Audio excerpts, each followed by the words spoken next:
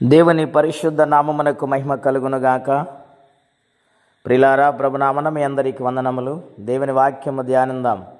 ఎఫెసీయులకు రాసిన పత్రిక 1వ అధ్యాయము 7వ వచనం. దేవుని కృప మహదైశ్వర్యమును బట్టి ఆ ప్రేనియందు ఆయన రక్తము వలన మనకు విమోచనము, అనగా మన అపరాధములకు క్షమాపణ మనకు కలిగి ఉన్నది. ప్రియమైన దేవుని బిడ్డలారా, అపోస్తలుడైన పౌలు గారు ఎఫెసీ సంఘానికి ఉత్తరాన్ని వ్రాస్తూ ఉన్నాడు. ఎఫెసీ సంఘముతో మాట్లాడుతూ ఉన్నాడు. ఆయన కృప ఎంతో గొప్పది. ఆయన కృప వలనే మనం రక్షించబడ్డాము. మన కోసము ప్రాణం పెట్టిన యేసయ్య గూర్చి ఎంత వివరించి వ్రాస్తున్నాడో, వారికి బోధిస్తున్నాడో ఈ మాటలో మనకు అర్థమవుతుంది. ఆయన కృప కలిగిన వాడంటూ ఉన్నాడు. రెండవది, ఆయన మహా ఉన్నతమైన దేవుడు, ఐశ్వర్యము కలిగిన వాడు, ఆయన మనకు ప్రియుడు, మన కోసము ప్రాణం పెట్టిన ప్రాణదాత అని పౌలు గారు మాట్లాడుతుంటూ ఉన్నాడు. ఆయన రక్తం వలన మనకు విమోచనము, మన పాప విమోచన చేయటానికి ఈ లోకములో ఎవ్వరు లేరు. ఆయనే మన కోసము విమోచన క్రయధనముగా తన రక్తమును సిందించున్నాడు.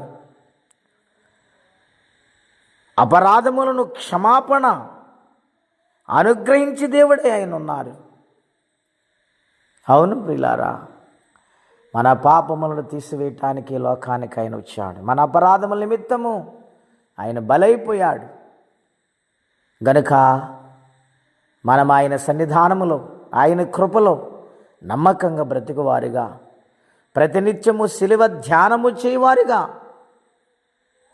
శిలువని గూర్చిన వార్తను ప్రకటించేవారిగా, ప్రార్థించేవారిగా ఉండాలని ఉదయకాల సమయంలో పరిశుద్ధాత్మదేవుడు మనతో మాట్లాడుచున్నారు. ప్రియమైన దేవుని బిడ్డలారా, సమస్తమును మన కోసం ఆయన ధారపోసాడు గదు. అటువంటి దేవుని సన్నిధానములు ఎంత హృదయము కలిగి, ఎంత దీనత్వము కలిగి, క్షమాపణ కలిగి బ్రతకాలి. ఆయన మన పాపములు క్షమించిన దేవుడే అన్నాడు. మనకు నిత్య పరలోకమివుటకు దిగివచ్చిన దేవుడు, ప్రియుడు, ప్రాణ స్నేహితుడు. కనుక ఆయన రక్తం వలన మనం విమోచించబడ్డాము.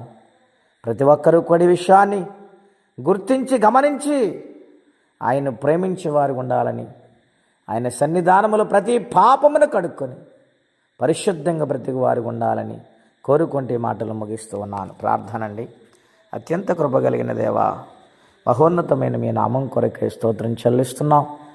నాయన, మా కోసం ప్రియుడిగా దిగివచ్చావు, కృపనిచ్చావు, క్షమాపణిచ్చావు. నాయన, మా కోసము నాయన ప్రాణమే దారపోసిన దేవుడిగా ఉన్నావు. ఎంత గొప్ప దేవుడు నాయన. ఏమిచ్చి నీ రుణం తీర్చగలం? మా జీవితాలు సమర్పించు. ఇంకా నీ కోసం నమ్మకంగా బ్రతుకు భాగ్యం అందరికీ దయచేయండి. నీ శిలువ ధ్యానములు ఎల్లప్పుడూ కూడా ఆరాధించి బిడ్డలుగా మార్చండి. ఎవరి కష్టాలు, బాధలు, ఇబ్బందులు వారికి సహాయం పంపించమని, దినమ దీవెనకరంగా మార్చమని యేసుక్రీస్తు వారి పుణ్యనామంలో ప్రార్థించి స్తుతించి వేడుచున్నాము తండ్రి. ఆమేన్. దేవుడు దీవించును గాక. ఆమేన్.